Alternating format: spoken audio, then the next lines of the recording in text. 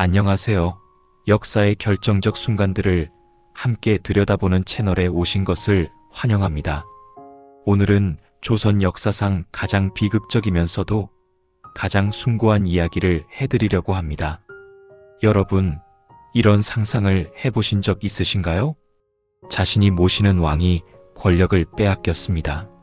새로운 왕은 나를 인정하면 살려주겠다고 말합니다. 목숨을 건지려면 그냥 고개 한 번만 끄덕이면 됩니다. 그런데 끝내 고개를 끄덕이지 않은 사람들이 있었습니다. 6명이었습니다. 조선에는 왕을 위해 목숨을 버린 사람들이 있었습니다. 그들은 권력도 재산도 자신의 목숨도 포기했습니다. 단 하나의 이유 때문이었습니다. 단종을 다시 왕으로 만들기 위해서였습니다.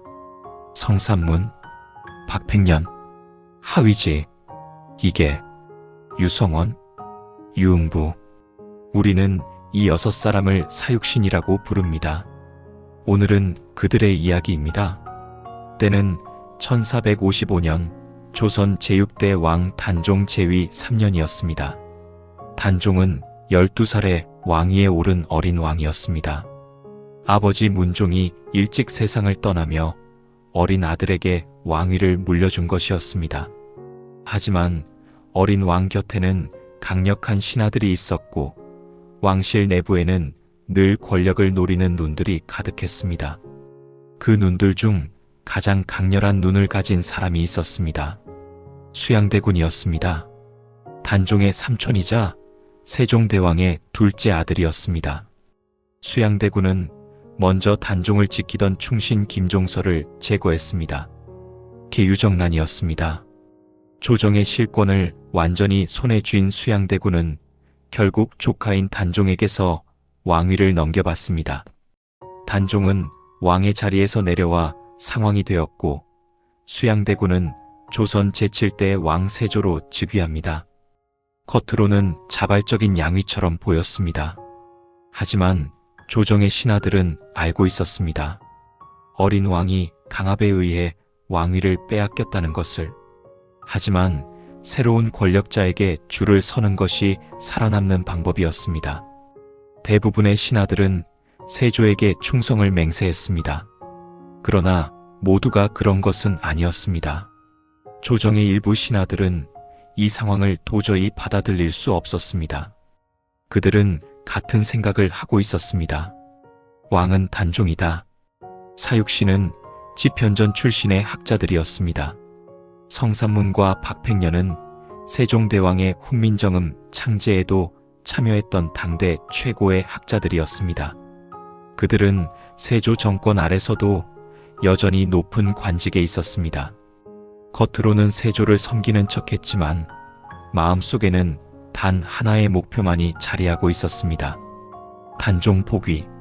사육신은 비밀리에 계획을 세우기 시작했습니다.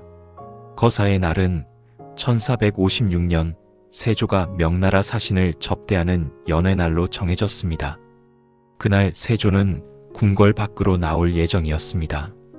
경비가 느슨해지는 틈을 타 세조를 제거하고 단종을 다시 왕위에 올리려 했습니다. 계획은 치밀했습니다. 거사에 가담한 사람도 여럿이었습니다. 훗날 생육신으로 불리는 인물들도 이 계획을 알고 있었습니다. 모든 준비는 되었습니다. 그런데 운명은 그들의 편이 아니었습니다. 거사 직전 계획이 새어나갔습니다. 동참하기로 했던 김질이 거사 전날 밤 세조에게 이 사실을 밀고 했습니다. 조선 역사를 바꿀 수도 있었던 거사는 그렇게 시작도 되기 전에 끝나버렸습니다. 새벽이 밝아오기도 전에 사육신은 모두 체포되었습니다. 세조는 직접 신문에 나섰습니다. 그는 그들에게 물었습니다. 너희가 왜 이런 짓을 했느냐? 지금이라도 나를 왕으로 인정하고 용서를 빈다면 살려주겠다. 회유였습니다. 협박이었습니다. 살 수 있는 마지막 기회였습니다. 하지만 그들의 대답은 달라지지 않았습니다. 성삼문은 이렇게 말했습니다. 나으리는 나으리이시고 전하는 전하이십니다. 저는 전하의 신하이지 나으리의 신하가 아닙니다. 세조에게 나으리라고 부른 것입니다. 왕이 아니라는 뜻이었습니다. 신문은 혹독한 고문을 동반했습니다. 뜨거운 쇠를 살에 찢는 고문이 이어졌습니다. 그 극심한 고통 속에서도 그들은 끝내 말을 바꾸지 않았습니다. 조선의 왕은 단종입니다. 1456년 6월 사육신은 군기감 앞에서 처형되었습니다. 당시의 처형 방식은 가장 잔혹한 형벌인 거열형이었습니다. 그것으로도 부족했는지 그들의 가족까지 연좌제에 의해 처벌받았습니다. 역적의 가문이라는 이유로 아무 죄도 없는 자식들까지 목숨을 잃거나 노비가 되었습니다. 그들은 알고 있었을 것입니다. 실패하면 자신뿐만 아니라 가족까지 모두 죽게 된다는 것을. 그럼에도 그들은 거사를 결심했습니다.